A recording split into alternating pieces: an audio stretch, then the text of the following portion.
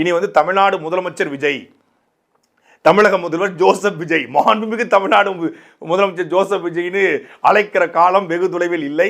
தமிழக சட்டசபை பாருங்க, காமராஜர், கக்கன், ஜீவானந்தம், முத்துராமலிங்க தேவர், அறிஞர் அண்ணாதுரை இவரெல்லாம் இருந்த சட்டசபை இனி புஷி ஆனந்த், அப்புறம் வந்து ராஜ்மோகன், அப்புறம் யாருங்க ஆதவ் அர்ஜுனா, இவர்கள் இருக்கக்கூடிய சட்டசபையாக அது மாற இருக்கிறது.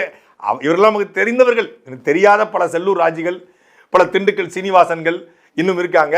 நீங்கள் ஒரு செல்லூர் ராஜ் தானே பார்த்தீங்க, ஒரு திண்டுக்கல் தானே பார்த்தீங்க, இன்னும் 100 செல்லூர் ராஜிகளை பார்ப்பீங்க. அடுத்தடுத்து தமிழக சட்டசபை பயங்கரமாக இருக்கும், ஃபன் மோடில் இருக்க போகுது.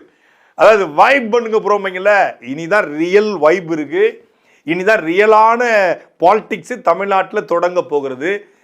சமூக வலைதளங்களை மட்டுமே வைத்துக்கொண்டு ஒரு கட்சி சமூக வலைதளங்களை மட்டுமே நம்பிக்கொண்டு மக்கள் வாக்கு செஞ்சிருக்காங்க. இன்ஸ்டாகிராம் இன்ஃப்ளூயன்சரை நம்பி மட்டுமே தமிழ்நாடு மக்கள் ஓட்டு போட்டுருக்காங்க. சூப்பரா நீ காலத்தில் போல, நீ ஜெயிலுக்கு போ, நீ கல்குவாரியை போராடு, நீ ஆத்துமல்ல போராடு, நீ வந்து கனியிட ஏரியை சொல்லையும் கட்டு முட்டல் அதை தூர போடியா, நீ அதெல்லாம் அங்கிட்டு தூர கொண்டு போயா. இங்கே இன்ஸ்டாகிராம என்னமா போடுறாயா, ரீல்ஸு என்னமா அடிக்கிறாயா, ஸ்டண்டு மாச பாரியா, கிரௌட பாரியா அப்படின்னு ஓட்ட போட்ட தமிழ்நாட்டு மக்கள், என் செல்ல குட்டிஸ், நண்பா நண்பிஸ், தோலா தோலிஸ்க்குலாம் இனிதான் ரியல் ஃபன்னு, ரியல் வைப் இருக்கு.